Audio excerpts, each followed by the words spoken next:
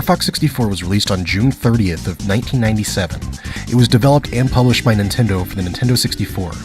It's hard to believe it's taken me over 100 reviews to finally get to anything on this console. Star Fox 64, as with the other Star Fox games, at least the good ones, is a rail-based space shooter. Star Fox 64 was the first game on the Nintendo 64 to use the Rumble Pack, which early versions of it had it packaged with the game. This game was heavily promoted by Nintendo Power with VHS tapes with a promo video of the game sent out to Nintendo Power subscribers. Or else what?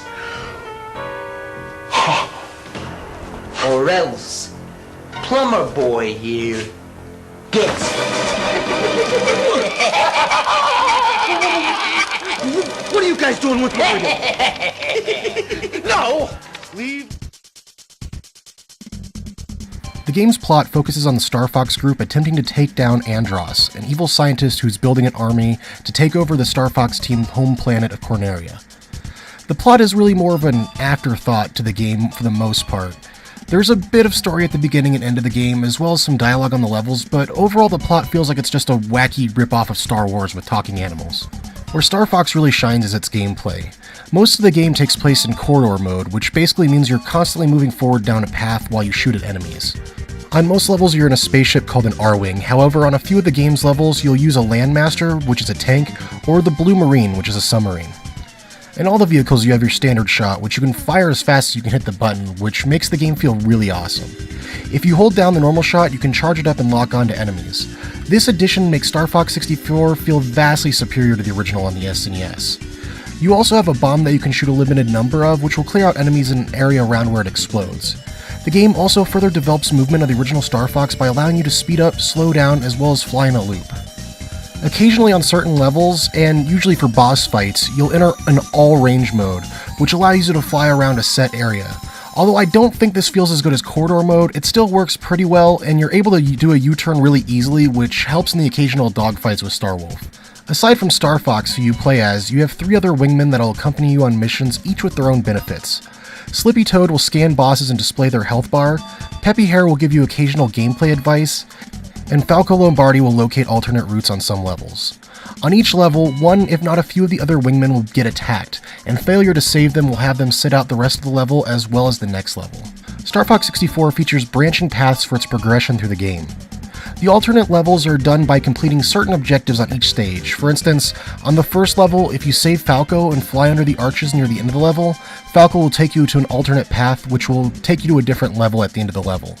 Typically, the alternate paths take you to harder levels in the game. The branching paths in this add a ton of replayability to the single player, which is actually quite short. Star Fox 64 can easily be beaten on the easy path in under an hour. Star Fox 64 also features a multiplayer mode that I remember spending a ton of time with when this game was new. Unfortunately, the arena for multiplayer is a bit too much on the large side and makes it kinda hard to find your friends that you're supposed to be shooting at. One thing that's cool about the multiplayer is you were able to unlock new vehicles if you scored enough points in the single player. This could unlock the Landmaster, as well as the ability to fight on foot with a bazooka. Overall, Star Fox 64's gameplay is just fun. It's fast-paced and the levels are really well designed. When playing this game, there isn't really a single part of the single-player campaign that comes to mind that isn't a ton of fun. Prior to Star Fox 64 being developed, Nintendo was working on a sequel to the original Star Fox game on the Super Nintendo called Star Fox 2. The game was fully completed, however the game was never released. Unfortunately, due to how late the Super Nintendo was in its life cycle, the game was scrapped and never saw its mid-1995 release. However, many of the concepts and features of Star Fox 2 were reintegrated into other games. About 30% of Star Fox 64 came from Star Fox 2, according to Shigeru Miyamoto.